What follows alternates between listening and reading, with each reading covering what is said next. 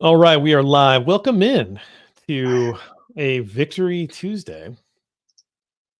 What's up with the Matt Eberflus era and having a winning record on games that are played not on Sunday? Maybe that's the key to unlock Yeah, Eberflus is just figure out a way to schedule everything on Thursdays, Mondays. that's it. Get him on the Black Friday if there's no, he's not coming back. Let's not even put that in the universe. He's out of here. Let's get him the hell out of here and let's see what happens with the new coaching staff. How confident are you about that?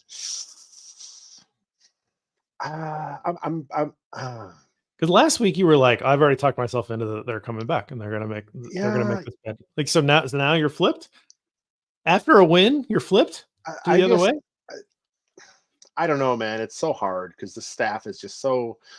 We'll get into it more on the show, but there's so many weird things with this coaching staff that I just don't understand what Ryan Poles and Kevin Warren want to do. Then, of course, there's some reports that are leaked. Who do you believe? Albert Breer says one thing. Peter King has opinions. Everyone has an opinion, like in the national media. Then, of course, the guys in the beat. It's like they're flip flopping every week. So it's like, what the hell is happening? Someone tell us something because this is getting ridiculous. The only thing I'm pretty sure Justin Fields is gone, and I wish he wasn't gone. But I think wherever he goes, he'll have success. That's the only thing I'm pretty confident on in my prediction. The Eberflus thing, I think he's gone. I think Getsy's gone, but I don't know, man. There's just something about the way this team operates. I just don't trust them to make the right call. We talked about the John again. Maybe we'll talk about this in the show, but I don't have notes on this in the show, so Okay. let's just talk about it up top. But um, I we talked about the Johns thing a little bit, right? Yeah. And it's really been I've been really been thinking about it a lot, and I don't know if this is the thing that's happening, but there are times when someone who is highly placed that is a source for a reporter, and I don't know who John's source is or sources are. Like I have no idea, no inside information. I don't know Adam Johns. I don't talk to him, but he clearly has something, right? Let's say this person floated that, strongly suggested, right, as a way to float it out there and see what the response was from the overall. Now, who maybe they don't care, maybe they don't care what the fan base thinks, but is there a little bit of like, let's just kind of see how this goes over, right? Please float this out here to me to see like, hey, we're gonna bring this guy back. We think that he showed a lot of mettle during that losing streak, the old George McCaskey line. Oh, Let's see what people think, right? And I think the reaction was like really strongly negative. And then before you knew it, Johns was saying something different.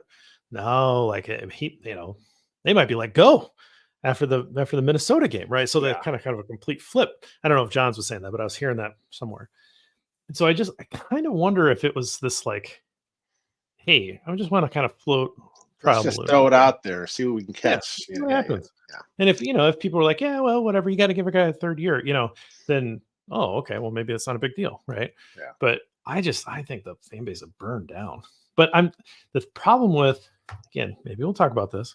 The problem with winning disgustingly ugly games against a backup quarterback is that you start to do this and people are like, well, Yeah. look at the record. I mean, Yeah. look at the defense is playing better. Like you're starting to hear some of that, and we'll see what happens down the stretch. But you've got, Cleveland, Watson's out. You've got maybe a rookie, but he got hurt. Like, so, who knows what his future is.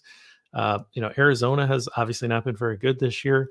Atlanta's not been very good this year. Like, I don't even know what they're doing at quarterback. Green Bay, like, I mean, these games are all winnable. Yeah. Detroit's kind of on a slump right now. I mean, everything's winnable right now, and the Bears have the bye. So I I don't The know. Bears Is the there a Bears have blown so many winnable games already. So no this well, the if schedule's there been was a terrible. competent staff here, I think the Yeah, Bears are in the playoff race right now. I think right. that's just competent. I'm not talking about a good coaching staff. I'm not talking about Nope. Bill Parcells or you're coming. I'm talking just as competent. If these coaching staff were able to get out of their own way and they weren't so conservative, this team I think is in the playoff hunt right now. They'd be in the 7th seed, absolutely, because they've had such an easy schedule. They've had games that are just winnable. They've caught teams at the right time. Yep. They've played a lot of bad teams, right? So that's why we picked them to be in the playoffs. We both Yes. picked We them to go both nine had, and yeah. eight. I mean, like, It's there's still on the reasons why we table. did It's that. still on the table. 9-8. It's still on the table. They got to win Still, out. still on the table. That'll piss Look off at so you. many Bears fans. Yeah. Look at you. I love Oh it. well. It's in the hunt. We're In going to the be hunt. back That's all in we the need. hunt uh, uh, graphics. Jeez. We're going to start putting the Bears in the hunt. Wow. Okay. Hey, why don't we do a podcast? Let's do it. Okay. All right. For those of you that are joining us, appreciate you sticking, the hardy individuals that are joining us live. Feel free to fill up the comment section and we will hit that back up after we finish recording the podcast. But let's start this now. Welcome to Bear and Balance. I'm Jeff Burkus, a writer for Windy City Gridiron, and I'm joined by the editor of that fine website, Lester A. Wiltfong Jr. Lester, Bears win on Monday night, first divisional win in the Matt Eberflus era. How did that game treat you? Can we, as fans, just have an enjoyable win for a change? Like if they do pull out a win, it's so ugly. It happened with the Panthers. You heard it happened with Minnesota. It's just like it's just not a fun game to watch. I mean, if it's one thing if it was like a solid defensive, just a slugfest. But this is just a couple bad offenses going at it. Screen happy crap happening from Getsy. Just not fun. I want to watch a fun team. Yeah, offensive coordinator Luke Getsy clearly said, like, I want all the screenplays. And then Justin Fields said, oh, okay. And he goes, no, hold on, Justin. I think you might have heard I want to call a lot of screenplays. What I said was I want all the screenplays. Yeah. Someone said 13 screenplays. I had 10 in my rewatch. I think a couple dump offs that weren't screenplays. Somewhere between 10 and 13 screenplays were called by Luke Getsy for this offense. I don't know what the record is. I don't want to know what the record is, but that was pretty unbelievable. Plenty to talk about. Maybe we'll talk more about screenplays. I hope not. I feel like I've had my fill. But we start. It's in there somewhere. It's in there somewhere. It's coming. But we start this this particular show in the trenches with our trench tribute. Who did you have that you'd like to highlight for the trench tribute this week? The offense was fine. It's a lot of it. I think, like you talked about, there's a lot of the screens. It's really hard to see what they're doing. But I'm going to go defense, and I got to go Montez Sweat here. A sack and a half. He had a tackle for loss. He had 3 tackles. Pro Football Focus charged him down with 7 pressures, which felt about right when I watched it. He's just playing some good football. I mean, he's making a ton of money, and there were some fans that were concerned about how much money he was making. They're saying, "Oh, he's not elite. He's not that type of, he's not a TJ Watt on that level." But he's a pretty damn good edge rusher. I think that it's a good building block here.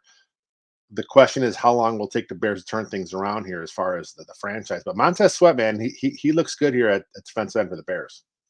I think some fans maybe need to just pump the brakes on the whole, like, this guy's getting paid too much. Like that, first of all, it's not your money. I mean, and secondly, yeah, it's a lot of money, but there's only 4 guys that are elite. So if you don't have one of those, you're still going to pay a lot for those guys that are that, half tier down.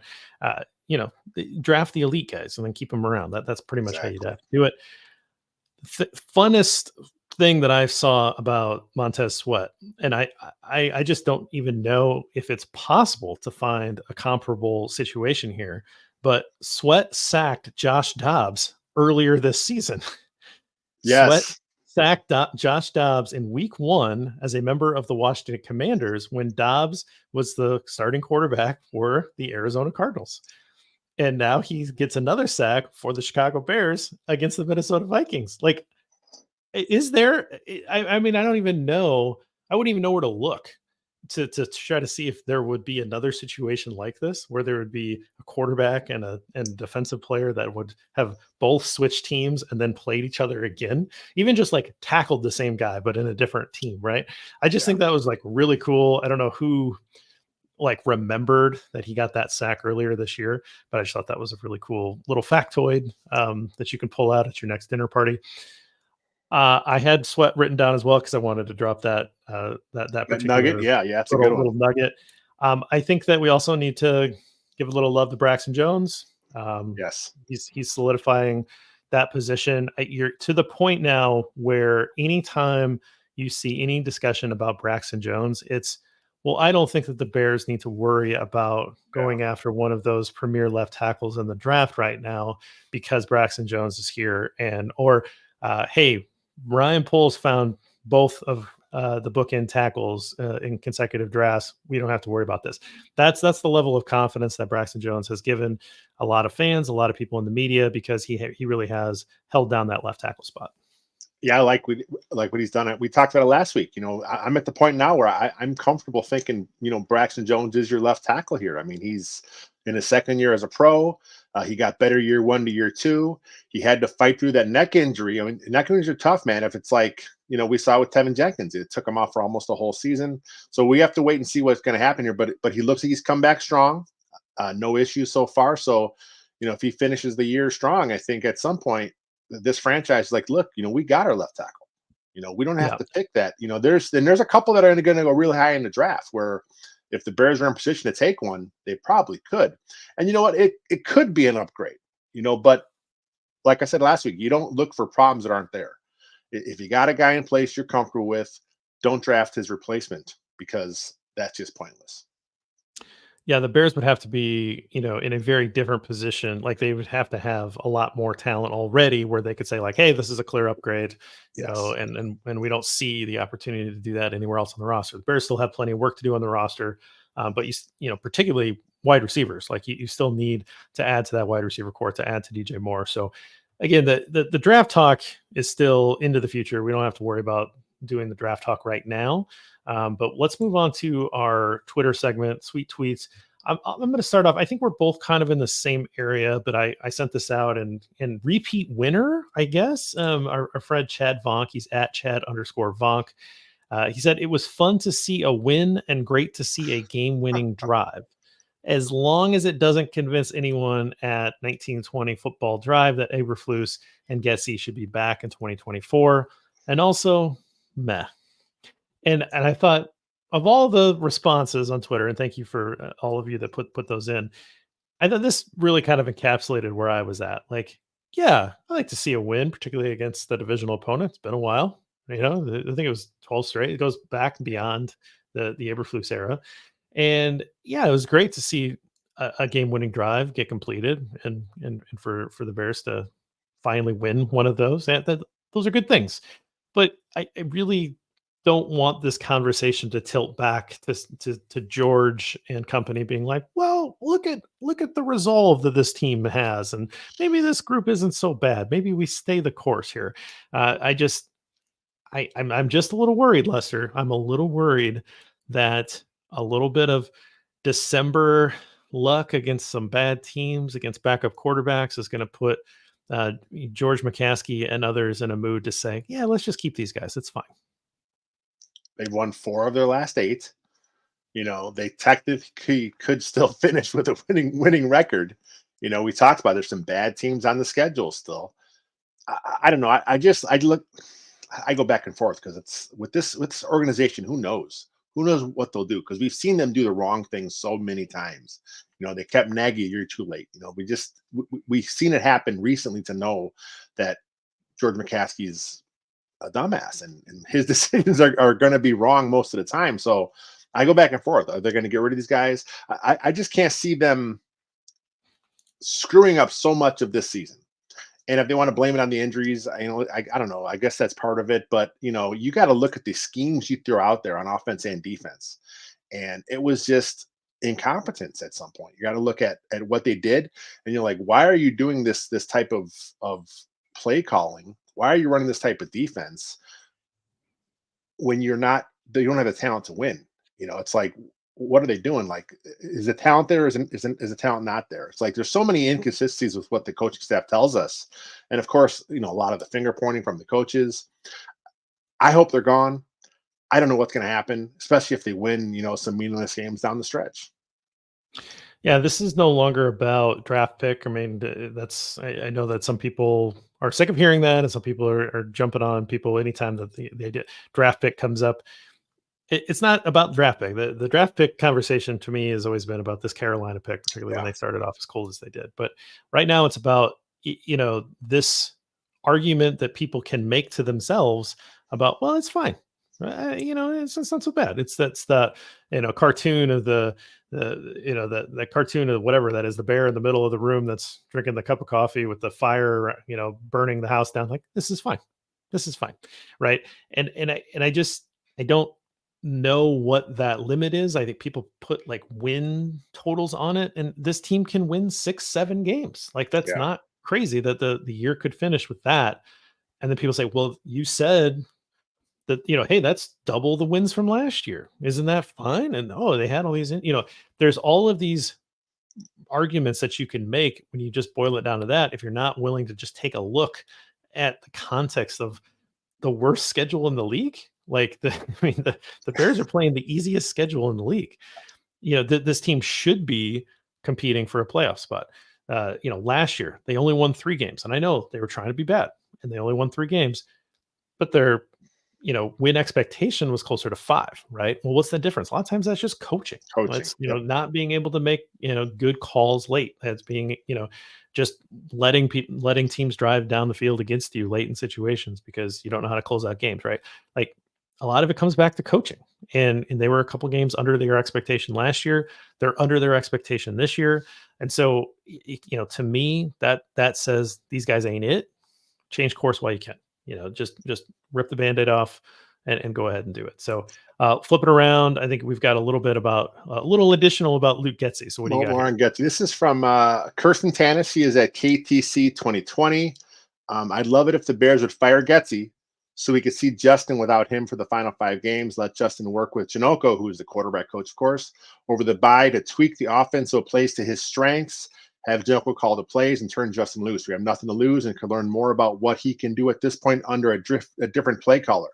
The primary goal is not winning games right now. Watching Justin throw 28 screen passes to get there, it's evaluating him as a passer, which I could see the pros and cons here. You would hope they would know who Justin is at this point, but like we talked about, some of the game planning, how do you know? You don't let him go down the field much, and I'll have more on this in my numbers game here. But it's too many screen passes. If George McCaskey or Kevin Warren, whoever makes this decision, looks at how they've schemed this season up so far, I hope a few late season wins doesn't make them forget what an awful game plan they started the year off against the Green Bay Packers, about how they blew the Denver Bronco game because they got conservative. Same thing happened with the Lions game. They probably could have beat the Saints if they had competent coaching. So it's like you look at all these what ifs from early in the season, and they're all going back to stupid decisions from the coaching staff. How do you let them survive it because they lucked into some wins late?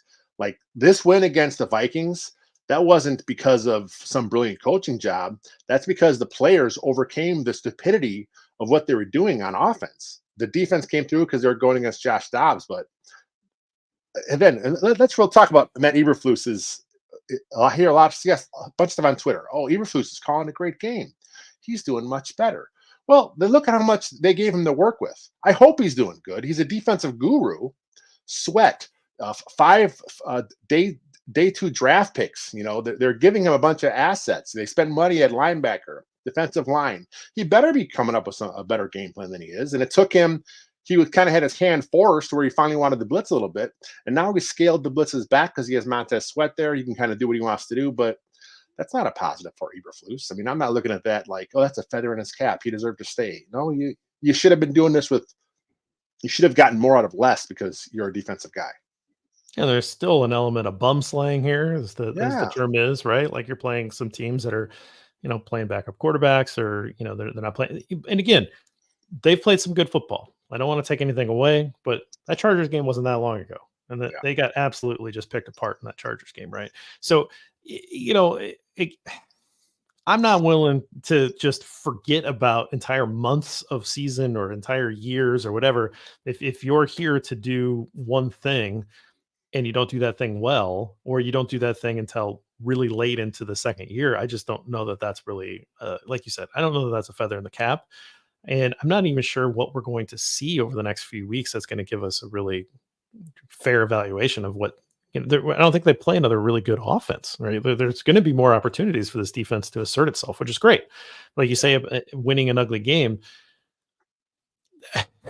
Vikings turned the ball over 4 times, and then the Vikings gave the ball back at the end. They just ran the ball twice and dumped it off. Like they weren't trying to go for the kill shot. They gave the ball back. Like I mean, they gave the Bears a gift Yes. of an opportunity to come back in that game. The Vikings with Kirk Cousins in that same situation, game is probably not close, but in that same situation, they're going to go for the kill shot, right? And then Mhm. they're more than likely going to get it. They're not going to let the Bears touch the ball again. It was weird. That was a weird ending of that game.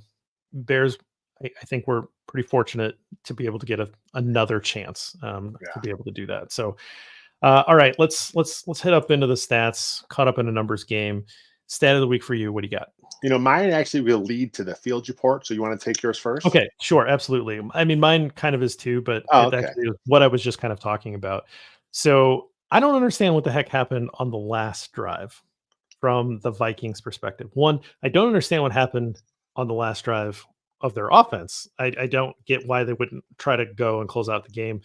Your mentality as a coach shouldn't change just because of having a backup quarterback in there. I know he threw 4 picks, but he just moved the ball down the field and got a touchdown. Like I don't know why you wouldn't let him try to make a throw to end the football game. But you punt it back. It's a bad punt. Goes out of bounds. Bears get the ball at the 22. You know they have a good kicker in Cairo Santos. You know that they need not that much in terms of yardage to be able to get into Cairo Santos's range. So you would think Brian Flores, who is really good at football coaching and has owned this offense for one game plus 58 minutes, Yeah. would know that he just needs to keep doing what he's doing. And there's some stats out there, and I'm going to read a bunch. So this is just a bunch of stats. Justin Fields was blitzed on 52% of his dropbacks in that game. Overall, his air yards per completion were 2.4 air yards per completion, which means he was just dumping it off. Yeah. In the first 9 drives, Justin Fields' air yards per completion were 0.9. 0.9 air yards per completion. Disgusting. It's nothing, right? In the last drive, Fields drops back to pass 5 times. He sees 0 blitzes. His air yards per completion were 17.5, Yeah. including obviously the big one down to DJ Moore. What are you doing, Ryan Flores? Like, I don't get it. You dominated for 60 minutes and 58 minutes, and then you're just like, we'll sit back. We're good. We got what we did here. Kind of crazy. Yeah. Like you said, they gifted the Bears a game because they did some stupid stuff on their side of things. And hey, we'll take it as Bears fans. But yeah, I was confused what they were doing. Just rushing three. Why would you not keep pressuring them? Force. Again, we talk about all the time. If you're a good play caller, you're forcing the issue. They played passive, and once they played passive, Justin Fields like, fine, let's go. And that shot he hit down the middle of the field to DJ Moore, he just rifled that in there. It was a beautiful pass. They gave it to him. He took it, and that's what you want to see. Absolutely. What do you got? So my number this week is 27%. And I actually found this from a tweet from our guy, Jonathan Wood, who is at Jonathan_Wood1. So 27%, that is the percentage of Justin Fields passes that have gone beyond 10 yards past line of scrimmage this season. Okay. The average on the NFL is about 31%. He's a little under average, As a rookie, though, Fields was at 40%. Going down the field. Last year, it dropped to 34%. So all 3 years here, Fields now is going down, down, down. When the numbers, the analytics indicate Fields is pretty good when he pushed the ball downfield. As a rookie, he was pretty good. That's probably why he had such high percent.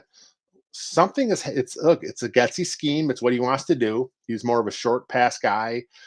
Too many screens. We talked about it a lot, but why are they taking the ball out of his hands?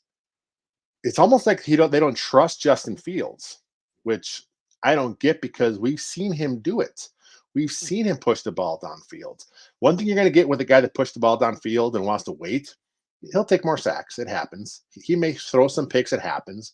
But that's part of what makes him an explosive playmaker is he can push the ball downfield, make those plays. It's like they're neutering him. It's like, no, let's just, keep it short. Let's take away what you did good and let's just kind of try and run this, this scheme instead of working what works best for the player. I don't get it. I certainly don't either, and I think you have to go back to what was the thought process of bringing a guy like Luke Getzey in? Like, what was his plan for Justin Fields? Were they planning for somebody beyond Justin Fields, or like what was the conversation like? So, did Matty Eberflus not understand what Justin Fields was? Did Ryan Poles not understand what Matt Eberflus was going? I mean, like you can go back as far as you want here, but at some point, what was your plan for Justin Fields needed to be a question Yeah. that was asked. Now, if the plan was we don't think Justin Fields is the quarterback of the future, like we understand that's hard to hear, but we think that we're going to do X, Y, and Z, and we're going to draft a quarterback here, and we'll give him a chance, but we're going to move on. Like maybe that was the what was sold to George McCaskey, but from a football context, to bring in somebody who just doesn't match the skill set of the guy that you have will never make sense to me. Yeah. This idea of like I'm going to try to push my scheme in, or a guy that's not flexible and say, hey, you know what, this guy's interesting. I'm gonna try to build something around here. Clearly, that's not what like Luke Getzey is, and it's just frustrating to watch. We've talked about it a bunch, but it's frustrating to watch. And we'll just lead right into the Fields report as you mentioned.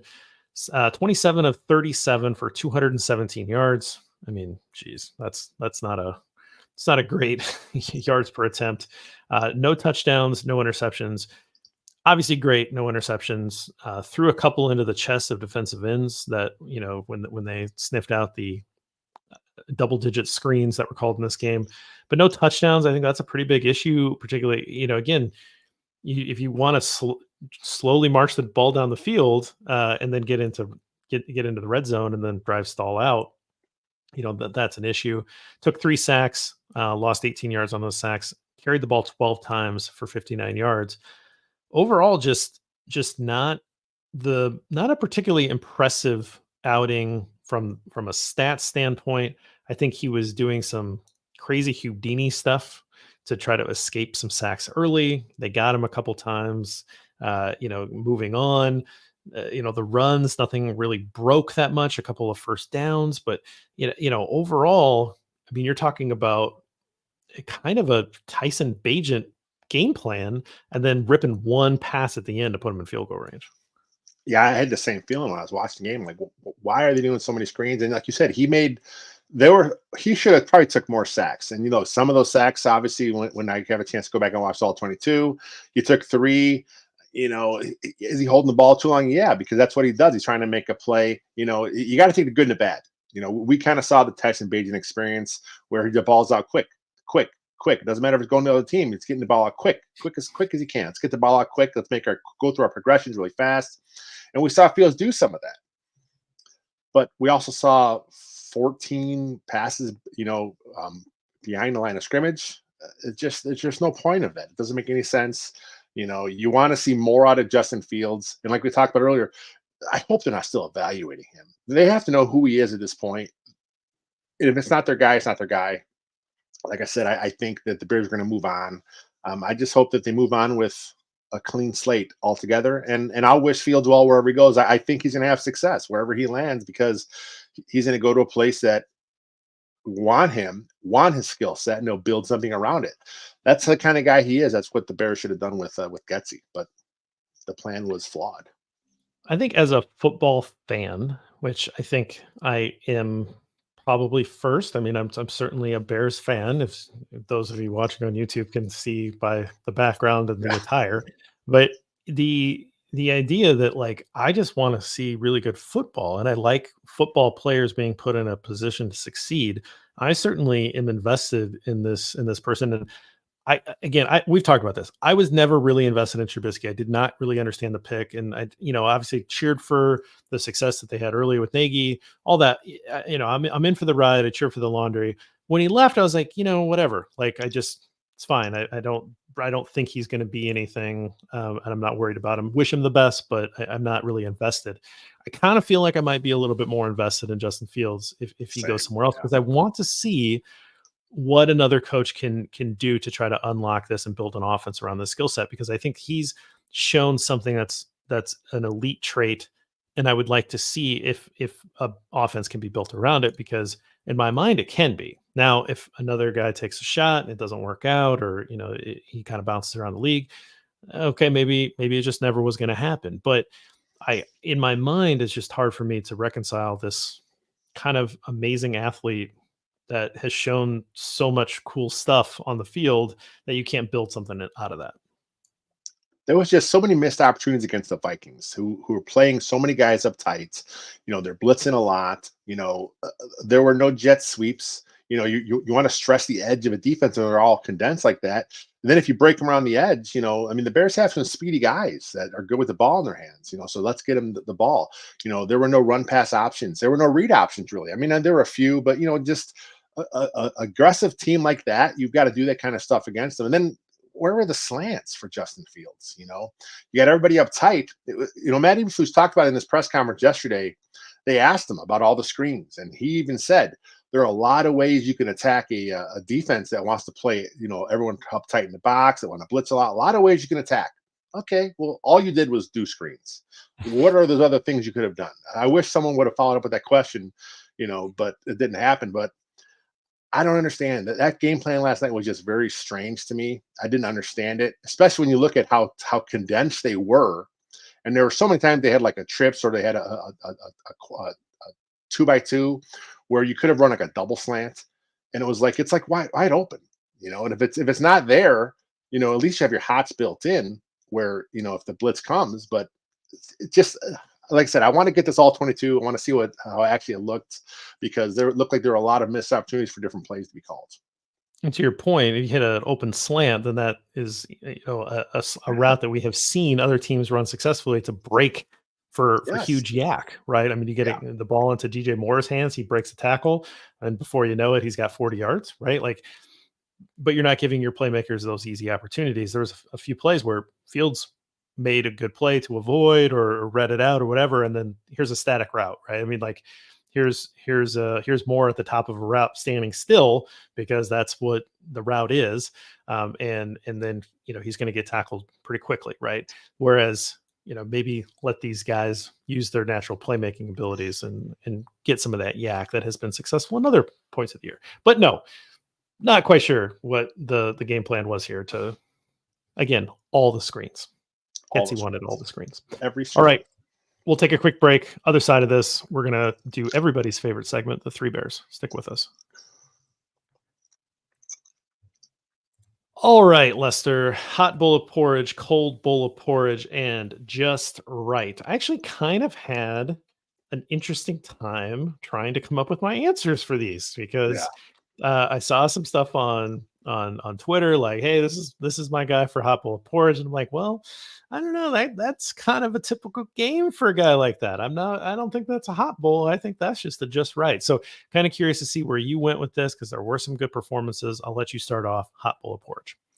I was the same way. I had a few of those where I'm looking at the numbers, I'm looking at how they played, I'm watching the film. I'm like, well, I expect this out of these guys. So I kind of took a guy who he got a surprise start. Tyree Stevenson was injured in practice over the week. So the Bears started Terrell Smith, the rookie fifth-round corner out of Minnesota. He had 8 tackles. He was physical in the run game with run support. I don't think he was targeted in the game, but Josh Dobbs kind of targeted, all over the place with his passes. He didn't have a very good game, but the fact that it was a second game back from IR, he had that stint because he was on there for mono. He played a little bit last week, and here he is now. Hey, you got to go back there out there and start. I thought he had a good game. Yeah, I think he missed a tackle at one point. Guy broke for another. I think Addison for another 10 yards or something like that. Overall, like Still a flag in there too, but it's rookie. yeah, young guy. Again, like getting the spot start, absolutely good one. I'm actually going to take another corner. I'm gonna take Kyler Gordon, Okay. and maybe you're gonna say like, hey, this is what we expect out of him, but all over the place. I love a guy that can make a play in the backfield and then the next play come up with a pick. and that was Kyler Gordon. Like, you just feel like he's all over the place, and like, he gets pressure on the quarterback. He's sticking guys in the run game. He's making plays in the pass game. Like, this is kind of my agent of chaos. This is the guy that Yes. I've kind of wanted to see for a while that the Bears have, where you can kind of move him around and have him do a lot of different things, and you just get a guy that's that athletic, which he off the charts athleticism here, and then let him get comfortable in a position and play fast. And that's, I think, where we're at with Kyler Gordon now. And a lot of people question the pick. I understand. Oh, the Bears used their first pick, on a nickel. What a waste. Nickel's a starter. Like, Yeah. let's stop. And then if you're creative and you use him like this, then he can impact the game in multiple ways. And then this is now a good football player for your team. And I think you're seeing these guys really step into their roles and feel more comfortable and start to play faster. And I think Gordon's just kind of the perfect example of that. Fun player to watch. The Nichols position really evolved over the years. I mean, if you go back just maybe 8, 9, 10 years ago, that nickel corner was your small, shifty, quick guy, because he had to match up against the offense's third receiver, which is a lot of times we're small, shifty. That's not how teams are anymore. A lot of times teams will bring a bigger guy into the slot that put the flex to the tight end into the slot. You expect your cornerback to be able to do a lot of stuff, and especially in the Bear scheme, they want that corner to be physical in the run game, which we see Kyler Gordon do that, and able to cover. So yeah, it's funny. I went back and checked the Pro Football Focus. I'm always curious how they grade guys after I watch how I feel they play, to kind of see how they had it. They weren't very, very happy with Kyler Gordon's overall game, but when I watched it, like, I almost had him in my heart. I thought he had a nice game. Sometimes, I don't know. Again, as a stats guy, I want things to be publicly available. I don't like Yes. black boxes, and grading is about as opposite as a stats guy should like. And so Yes. when people just throw the stat out of like, well, his grade was this, I don't really put a lot of stock into it because I don't know exactly what they're grading, and I don't know if that's replicable. So Mm-hmm. if you could tell me that the same, 20 different people could sit down and grade this person's game and they would come out with the same grade, then I would say, okay, I believe that you have a real system. But I will tell you that 20 different people are going to sit down, they're going to grade Kyler Gordon's game, and they're going to get 20 different scores. And that is not a stat that is worth me using. Okay, enough of the soapbox. Let's flip it around and let's do cold bowl porridge. What'd you have? I'm going to go with cold bowl for the snap count usage of our guy Khalil Herbert. It seemed kind of strange that he was only in there for 15 plays, 21% of the time out there. He had 6 carries, 24 yards, 2 catches, 14. Roshan Johnson really took over the role of the RB1 this week. And as I'm watching the game, it kind of dawned on me. Blitz happy team, you want your better pass protector in there. So I think that might have something to do with it. Although I still would have liked to see them scheme up some touches for Khalil Herbert, because he is more explosive with the ball in his hands than Roshan Johnson, he's not a slow back by any means, but he's more of a physical runner. Herbert's your home run threat. And I just think that, again, it's probably a scheme thing where the Bears thought, okay, Roshan gives a better chance here because they're going to blitz so much. But, find a way to get the ball in your playmakers' hands. And Khalil Herbert, to me, is one of your playmakers. Yeah, it would have been nice to have him just leak out of the backfield and Yeah. have nothing but green grass in front of him with the blitz happening behind him. That would have been nice. Yeah, I think, like you said, we've said it 100 times. He's an explosive play waiting to happen. That's a good one. I like that. Not the player, but the snap count. The Right? usage, yes. We're getting very creative on how we talk about these things. We've already talked about the screens, cold bowl of porridge to Getsy and the screens. I have a few. Cold bowl of porridge to the lack of referees protecting Justin Fields like the opposing quarterback. I mean, a helmet to helmet hit, just you can't avoid seeing that in Yeah. real time, and yet they ate the flag. Whereas they're going to give that a higher level of protection to the opposing quarterback, and you can't tell me like, why does Josh Dobbs get some sort of benefit of the doubt when Justin Fields doesn't? It does not make any sense to me. I don't know why Justin Fields is playing under the Cam Newton rules for not getting protection of quarterbacks. I'm going to give a cold bowl of porridge to Justin Fields for delivering a hospital ball to Darnell Mooney. Oh, yeah. Holy moly, that was a bad ball, wide open.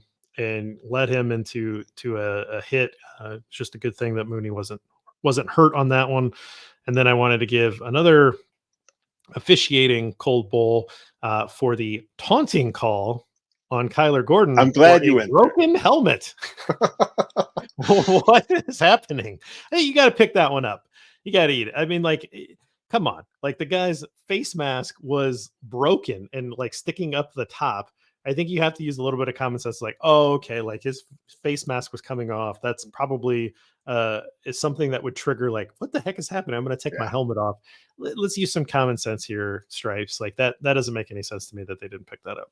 I'm glad you brought that up because you could clearly see his face mask was dangling. It was only had like, they have the screws around it. It was all off. It was like flipped up, like it was a flip up kind of thing there, like it was a cage that was removable. There's no common sense. The refs don't ref with common sense. That's just something they don't do. You heard the broadcast team, Aikman and Buck, they talked about it. That's one you probably want to review, but they're not allowed to. We have that. There are some times where there's an instant replay where they call it what do they call it? The condensed replay, where they do it kind of quickly and they let the refs know. Yeah. Where is the eye in the sky? We haven't talked about it much this year, but we did it quite a bit last year. An eye in the sky type of thing where someone in the league office, they're watching these replays. There should be someone there say, hey guys, let's call him real quick. His helmet broke. That's why he took it off. Let's pick it up. Let's have some common sense here. It made no sense. That was ridiculous. Yeah, I think the Sky Judge, I believe, is what some other league, like an XFL called it, Yeah. where it's just a referee that's sitting in the like an offensive coordinator that's Hmm. sitting up in the booth, and they're just reviewing stuff and they see stuff. Like you say, they kick it to New York for some of these like big reviews where they get under the tent and all that, and so that they're helping review. But why not just have an on-site official and like say, hey, light touch. We do not want you impacting this game much, but a guy throws a flag and it's very clear that this should not have happened.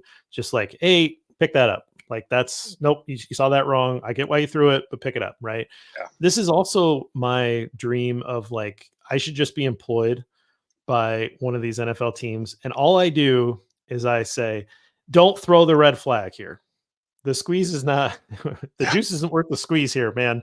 That it's you want to challenge a 4 yard pass gain on first down in the first quarter. Stop. Like Yeah. just keep the flag in your pocket. The number of dumb challenges I've seen.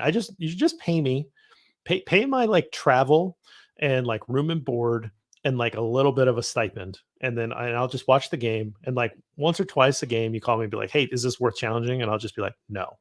Yeah. And then like what then you'll call it good and be like, oh yeah, the dude that we have up in the booth said don't challenge it, and just blame me if the fans get on you. But every team should have one guy like that in the booth, because the amount of wasted challenges are they're too high for my liking. I would like the strategy to be played a little higher in the league. We'll put it that way.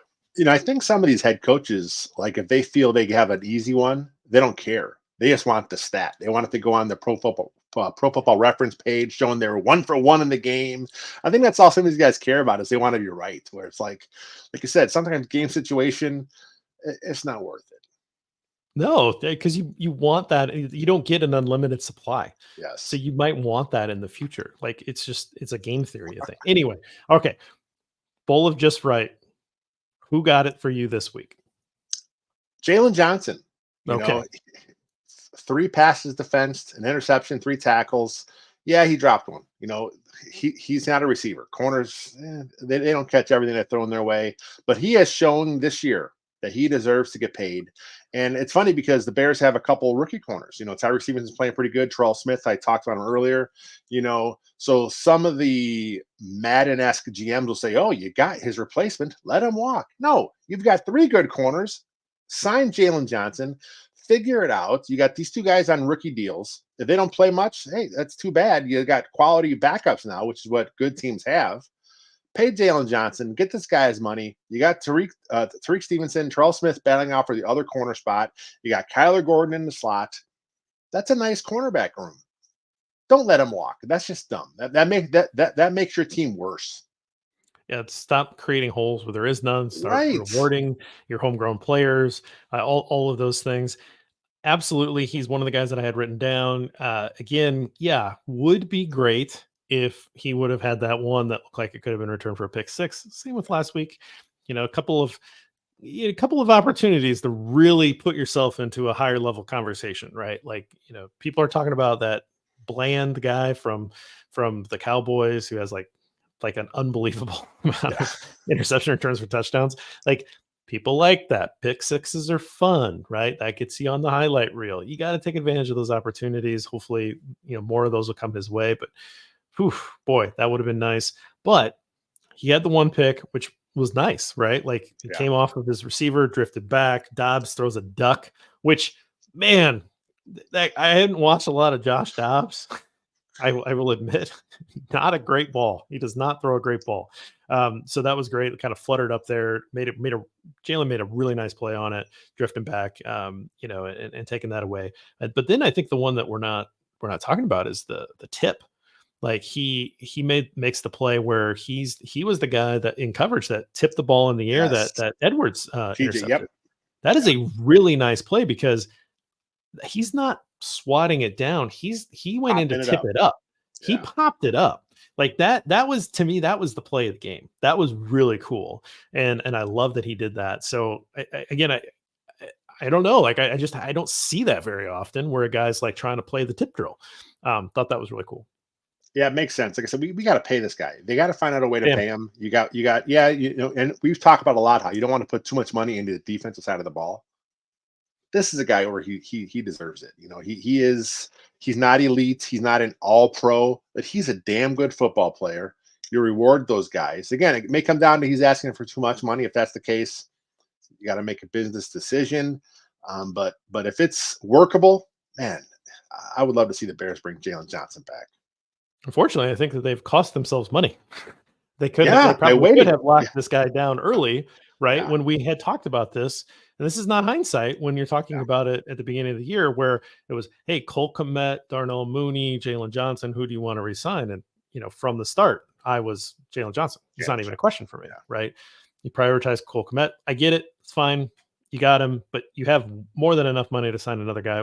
Where's the money going? Well, it went to, I guess, Montez Sweat, and now there's still plenty of money left to be handed out for next year. So for me, I had JJ written down. I also had DJ written down. So DJ Moore, just keep putting the over under yardage line where you have it, betting sites, because I'll just keep taking your money. But 11 catches on 13 targets, 114 yards, a long of 36. I mean, he goes over 1,000 yards for the year. That There's not a lot of that in Bears history, so it is significant when the Bears have 1,000-yard wide receiver. It's his first season here. He's already going over 1,000 yards. He's got 5 games left. He has an outside shot at maybe taking down the single season yardage record, which we've talked about in the past. Justin missing time, I think, hurt him a little bit because the passing game numbers went down.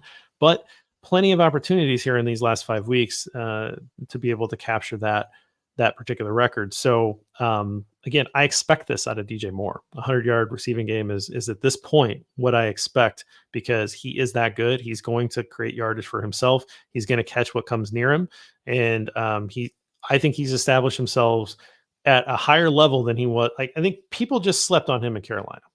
I don't think they really realize how good of a football player he is. And even though Chicago has not had a very good season, I think you get more notoriety, more national exposure because of playing in Chicago. And I think more people now say, oh, yeah, hey, this guy's actually really, really good. Yeah, like you said, I think people just slept on him. They saw his production and it was good production. We're like, oh, it's a bad team. But the Bears are also a bad team. But you said it's Chicago. It's the Chicago market. He has more eyeballs on him now, and he's having an outstanding season.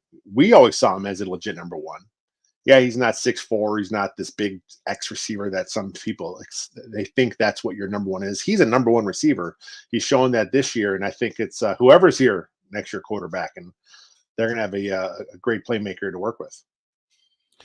If all the news about Carolina, and before we close and get out of here, all the news about Carolina. So they fired their head coach, right? There's a lot of controversy. If I'm not saying I think that David Tepper and pushing to try to get the number one pick so that they could go up and get their quarterback, all that stuff. Like, okay, I'm not questioning that. I think that was like I think you go do that sort of thing.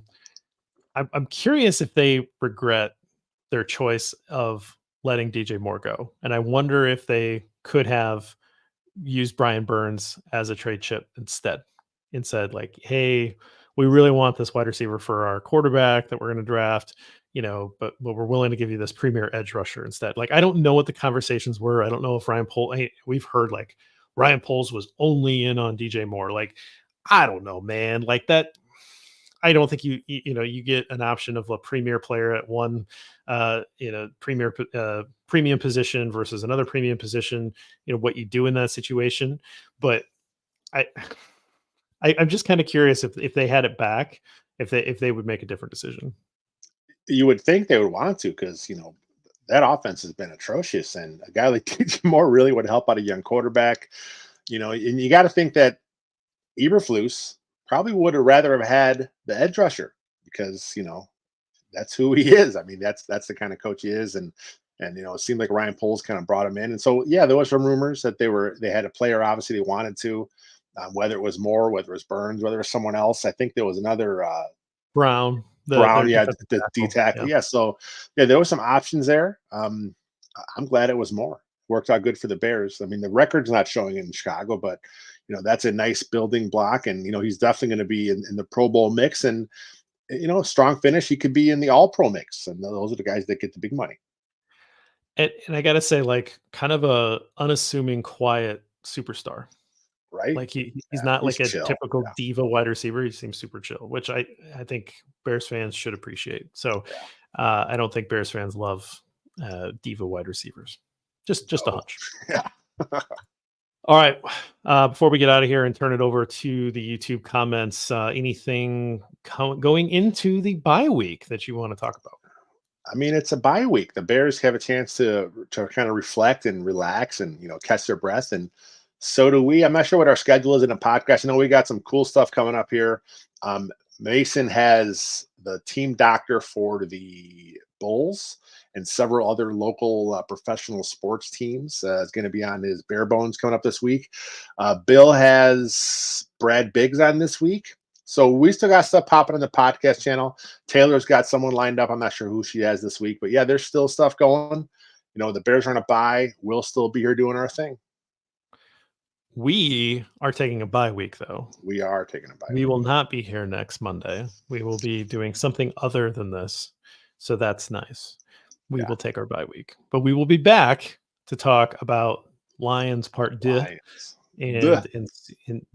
and see how that game went. So until then, enjoy this victory, this divisional victory, which has been elusive as of late.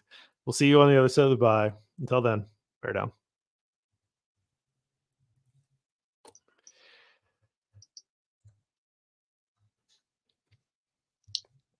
I cannot see the comments, just so you know. How do you feel about ugly wins in a lost season, Lester? Yeah, I saw that. It's the good thing is the Bears have the Carolina #1 draft pick. So to me, that's where all the quarterback talk or the Marvin Harrison talk, that's where that is. But I'm always rooting for wins. I want to see the win. If had the Bears lost that game, I would like fine. That's fine. I understand the it's better for the long run, but in the moment, I just can't. I'm rooting for the win. Please, I hope Chris is wrong here. I this is the only thing that I'm at is that there's a heart and a brain, right? And I think and I think that it's fair wherever you come down on this. Yeah, If you want to hold out hope and you say, "Hey man, there's a chance." So you're saying there's a chance. Bears get hot and they just string together victories and then they're in the playoffs. And then who knows? You got a chip in the chair and who knows what's going to happen? You got a volatile quarterback and maybe he gets hot, goes on a heater and you just play good football and you just see what happens, man. Like, sure, I got it. I got it, man. Good for you. You want to fan that way? Fan that way. I'm fine with it. yeah. You want to say like, hey, It's not easy, but I think it's better in the long run that we lose some games so that they tear this, they tear this coaching staff out, and maybe, yeah, sure, maybe they have a little better draft capital going forward. Whatever your rationale is, I don't care. Like I'm not judgmental. Do what you need to do to watch this team and feel good about it. I'm watching it last night, and this is an ugly game. Like I don't watch college football anymore, in part because I grew up a Hawkeye fan, and I don't want to watch this type of football, right? Like it's just ugly. And the Hawkeyes win 13-10 against Nebraska on Friday. Like I caught some of it in the gym. Like it was disgusting football. Like I don't really understand how Hawkeye fans continue to go watch these games. Like it's just gross. They win on a walk-off field goal, 13-10. They hit the under. The under was set at 24.5 in that football game. And the under hit. Wow. Unbelievable to me. And then last night I'm thinking about this game. Like this is an under game. I bet the under. Like that's where I was at. So yeah, under's hitting. That's all I care about. Just you just kind of figured out that there was going to be no points.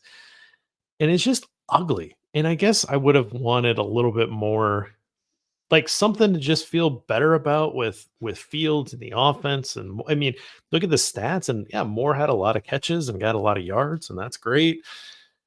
But I mean, can you really feel good about what transpired there from a play calling standpoint and what you watch? Like even the scoring drives, they're 5 field goal drives, I guess. One of them was missed. But no touchdowns. Like We didn't mention Cairo Santos with the game winner. Well, he missed one. Yeah, he did miss one, but like we expect him. I mean, like the miss was surprising. We expect him to hit that game winner. He's a good kicker. Yeah. You mentioned the play calling. Started off the game with a quick hitter to Cole Kmet on the edge.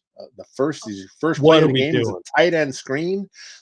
We talk about you don't scheme up touches for him in that manner.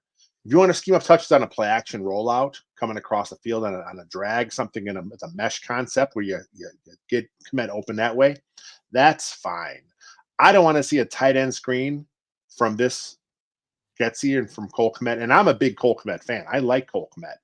I am not scheming up touches for Cole Kmet. And then on the 3rd and 13, you go back to Cole Kmet on a screen on the first drive. Like why?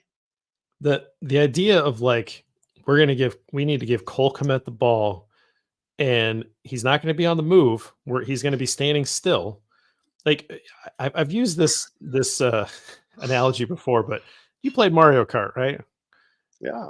And there are some guys like, so the Mario Kart's speed for the different characters, right? So there's like the toadstool where they have like a quick acceleration, but they don't have the highest top speed. Or like Mario's kind of like in the middle, more of a rounded. And then there's the Donkey Kong and the Bowser, and they're like super slow acceleration, but their top speeds, like once they get going, they're really fast, right?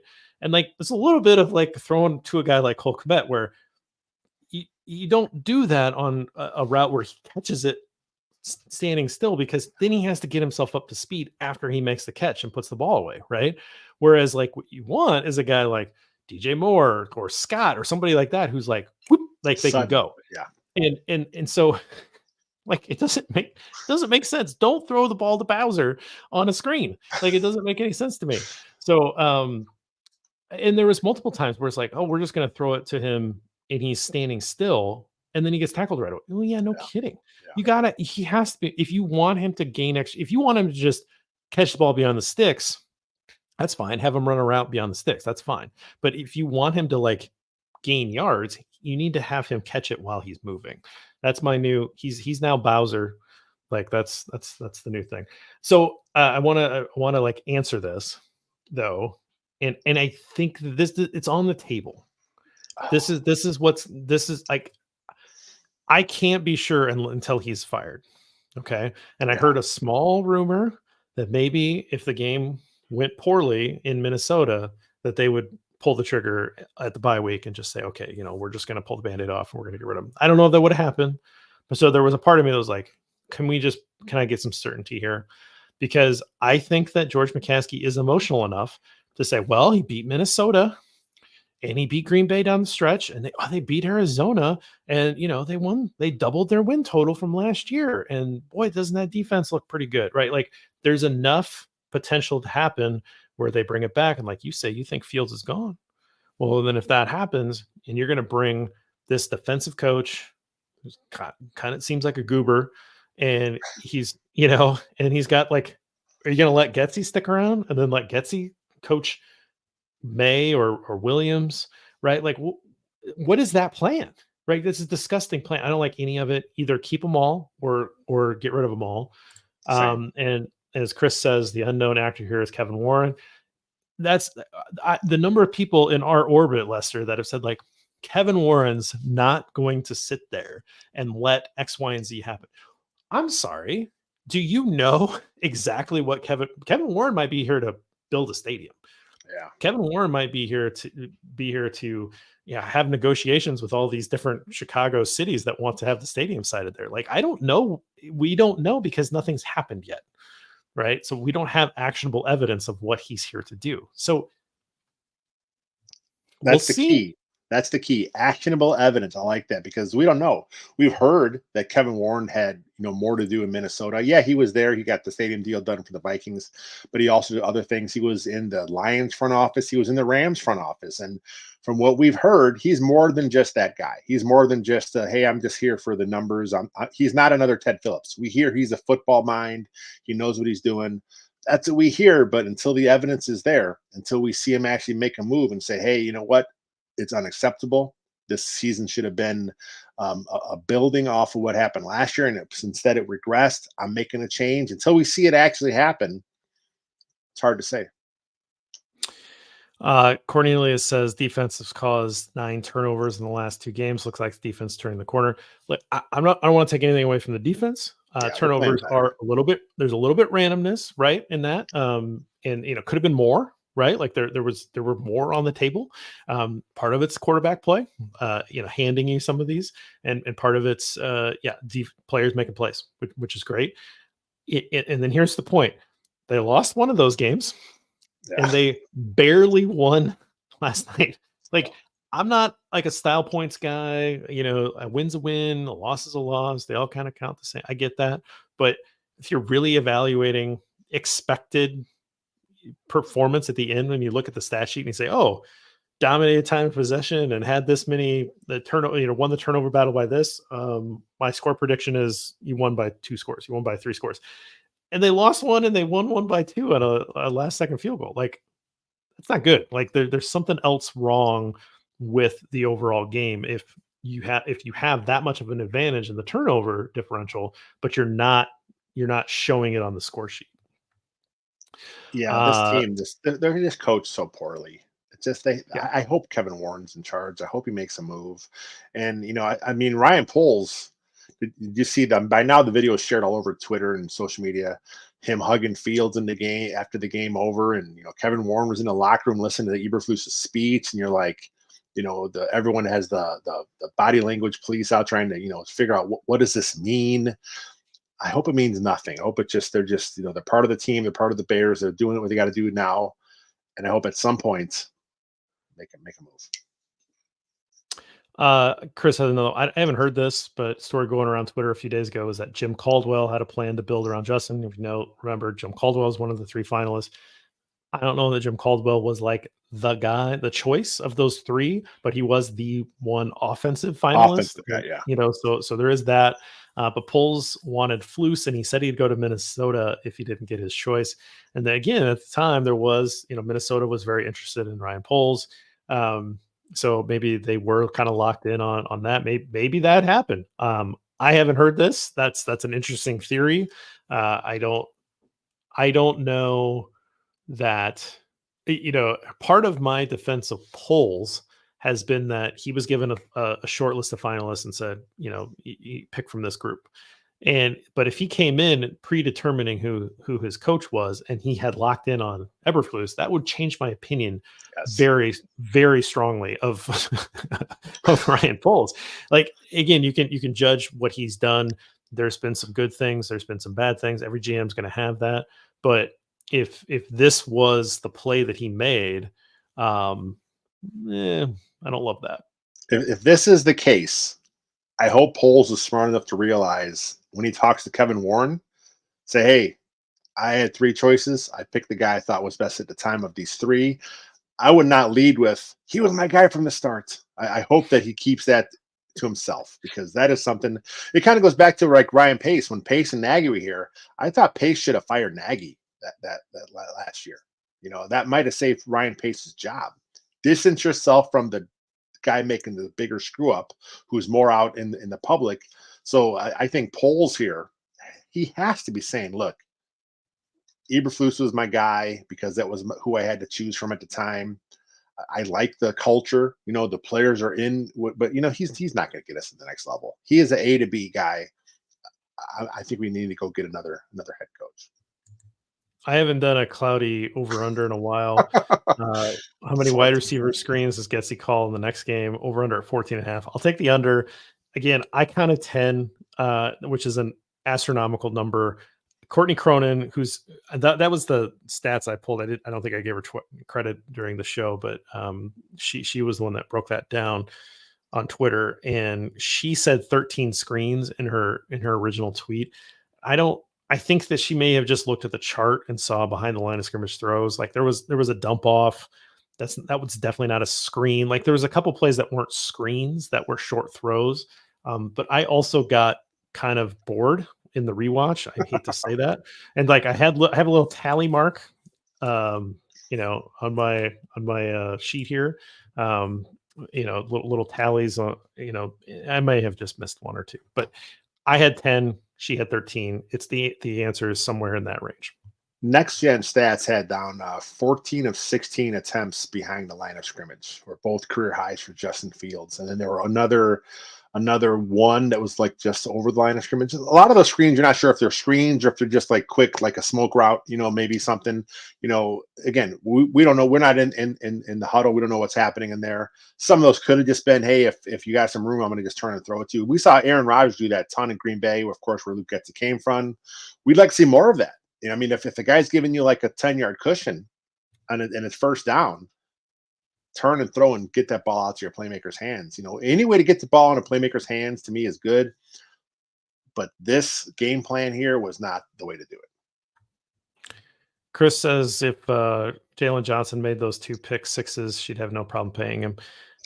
But I'm assuming you're saying, alas, he didn't, so I'm not. Nah, I'm still going to pay him. I think he's still in those positions. You take what you can get, for those big plays like that. But I think overall, like he's had a really nice year. Like not even really nice. He's had a great year. And yes, I think that if he had those pick sixes, then his number just keeps going up. Like he may have done the Bears a little bit of a favor. Maybe they can still afford him at a somewhat reasonable level. Yeah, that'd be great. It'd be great if you can turn that around. Not everybody's Peanut Tillman, right? Like not everybody. Even on his pick, he was running around. I was like, man, Peanut would have done some things here. Like Peanut had a nose for the end zone when he get a turnover, and I just wasn't seeing that same thing. It wasn't a shot at JJ or that. I mean, I feel like I've established myself as like a pretty big Jalen Johnson fan, but I don't know. He's just running around after that pick that he did have, and I was like, man, Peanut would have scored this, or he would have challenged this, but it just didn't have quite that nose that Peanut did. He doesn't have that playmaking gene in him as far as with the ball in his hands, which a lot of guys don't. I mean, that's one reason why they're playing cornerback and not wide receiver. It's he's a good football player. So like we said, don't let those guys walk. Pay him if it's reasonable, if it works under your cap, get him in here. And then now you have a nice secondary. We saw Charles Smith playing some safety reps in camp. Maybe they revisit him back at safety because Eddie Jackson's probably going to be gone after this season. Brisker had a nice game, I guess, last game. So, I mean, people were kind of riding a roller coaster with Jaquan Brisker, but I don't know. I think he's a pretty good football player, too. He's a guy that go back there. You need to help around him. He's not a superstar, but, not every player on your defense will be a superstar. You got to have some guys, too, and he's a guy. Yep, he's a guy, solid, right? Like you said, probably need to add another player in the secondary somewhere, right? You need the depth, but you say maybe they do have 5 starters for next year. There's nothing wrong with that. Like having a unit already figured out. We actually kind of figured that would be the strength of this football team coming into the year. That and the running back room, which was pretty deep. and it kind of has bared itself out, right? Offensive line has started to play better together once they've gotten healthy, and so that's nice to see as well. And seems like there's enough building blocks here to get a little excited about the future. Now they have to land the plane. Some things have to happen here in the offseason to make you feel even better. Otherwise, you just sort of continue this vicious cycle that they've been in. We'll see. We'll see. I mean, 75% essentially done with the season. Three quarters. You got 5 games. It used to be so much easier to do the math when it was only 16 games, and now it's 17 games, and that's a prime number, and nothing works anymore. But we're close. We're getting pretty close to the end here. We're going to have the full data of where the Bears are picking. You have all the tapes out there, all that kind of stuff, and you can start to really say like, okay, let's see where this is. We'll know after Black Monday, we'll know whether or not this coaching staff comes back or not. But they've got an opportunity, Lester. They've got an opportunity to do it the right way. And if they fail to do that again, it's going to be tough. It's going to be tough to see the path for this team going forward. I hate to see what content creators will have to do if they decide to do the wrong thing and run it back and have things out of order. It's like, reboot. Yeah, reboot the whole deal. Yeah. All right, guys, thanks for joining us. We're going to get out of here. We are going to enjoy our bye week. I wish I could say that I was like flying to Hawaii or something like that, but it'll probably just be, spending a few extra hours at work.